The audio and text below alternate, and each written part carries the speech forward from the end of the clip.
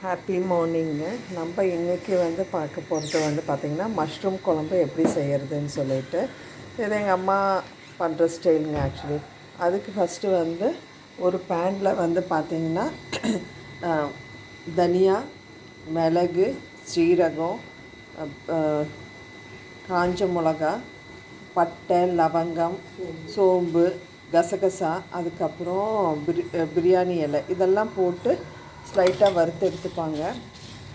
எடுத்து அது தனியாக எடுத்து வச்சுப்பாங்க. ஸோ அது தனியாக எடுத்து வச்சாச்சு. ஸோ இப்போ அதே பேனில் கொஞ்சமாக எண்ணெய் விட்டு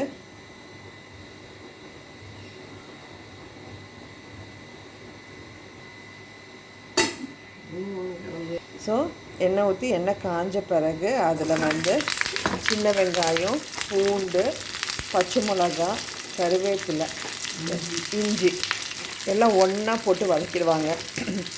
நான் மறுபடியும் சொல்கிறேங்க.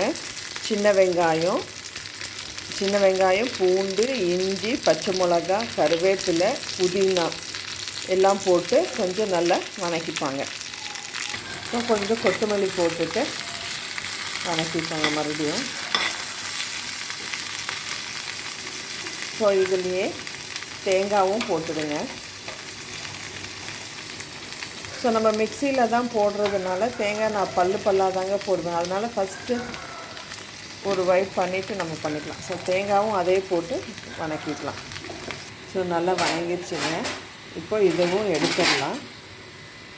ஸோ மஷ்ரூம்ஸ் கட் பண்ணி வச்சுருக்கோங்க. நம்ம மஷ்ரூம் கட் பண்ணி வச்சுருக்கோம். அதுக்கப்புறம் நம்ம வறுத்தோம் இல்லைங்களா, அந்த பொடியெல்லாம், அந்த பொடியும் வெங்காயம் இது எல்லாம் சேர்த்து ஒன்றா நம்ம மிக்சியில் அரைச்சி வச்சுருக்கோம். அதுக்கப்புறம் பார்த்திங்கன்னா சின்ன வெங்காயமும் கருவேப்பிலை வச்சுருக்கோம், கொத்தமல்லி. இப்போ அடுப்பை ஆன் பண்ணிவிட்டு குக்கரில் தாங்க செய்ய போகிறோம். குக்கரில் எண்ணெய் ஊற்றிடுங்க. எண்ணெய் காஞ்ச பிறகு கடுகும் சோம்பும் போட்டு பொரிக்கணும். அது பொரிஞ்ச பிறகு காமிக்கிறேன். ஸோ கடுகு பொரிஞ்சிருச்சுங்க. இப்போ சோம்பு போட்டுடலாம். ஸோ சோம்பு இதான பிறகு வெங்காயம் போட்டு வதக்கிடலாம்.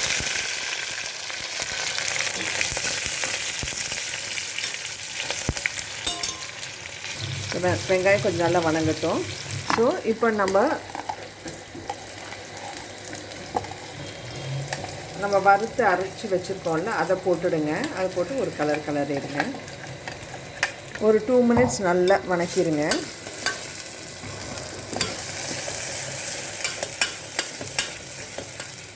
ஸோ அதில் கொஞ்சம் உப்பு, மஞ்சத்தூள் போட்டுக்கோங்க. கரம் மசாலா போட வேண்டாம்.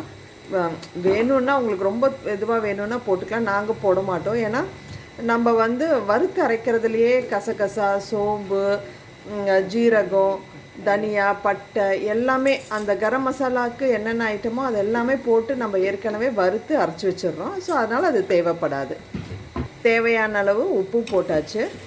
இப்போ இது ஒரு 2 மினிட்ஸ் வதங்கட்டுங்க. ஆக்சுவலி குழம்பு கொஞ்சம் நல்லா வதக்குனிங்கன்னா டேஸ்ட் ரொம்ப நல்லா கொடுக்குங்க. ஆக்சுவலி நம்மளுக்கு அந்த பச்சை ஸ்மெல்லாம் போய் டேஸ்ட் நல்லா கொடுக்கும். ஸோ இப்போது 2 மினிட்ஸ் ஆகிடுத்துங்க. இப்போ அந்த மஷ்ரூம் போட்டுருங்க.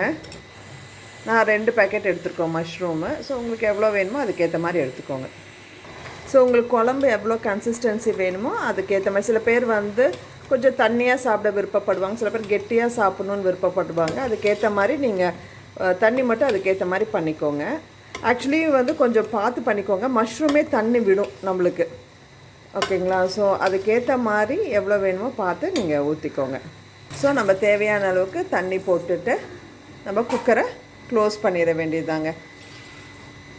ஸோ தண்ணி எவ்வளோ வேணுமோ ஊற்றிட்டு அதுக்கு மேலே கொத்தமல்லி கட் பண்ணி போட்டுட்டு நம்ம குக்கரை க்ளோஸ் பண்ணிட வேண்டியதாங்க. ஸோ கொத்தமல்லியும் போட்டாச்சுங்க. ஸோ ரொம்ப கலர்ஃபுல்லாக இருக்குது. உப்பு மட்டும் கரெக்டாக இருக்கான்னு செக் பண்ணிவிட்டு நீங்கள் குக்கர் லிட்டு மூடிடலாம்.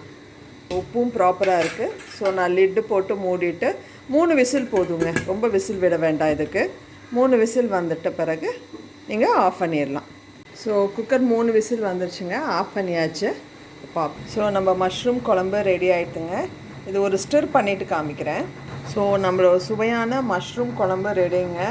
ஆக்சுவலி பார்த்தீங்கன்னா வெஜிடேரியன்ஸ்க்கு வந்து இது ஒரு நல்ல ஃபுட் ஆக்சுவலி. ஸோ நீங்களும் வீட்டில் ட்ரை பண்ணிவிட்டு எப்படி இருக்குன்னு சொல்லுங்கள். தேங்க்யூ.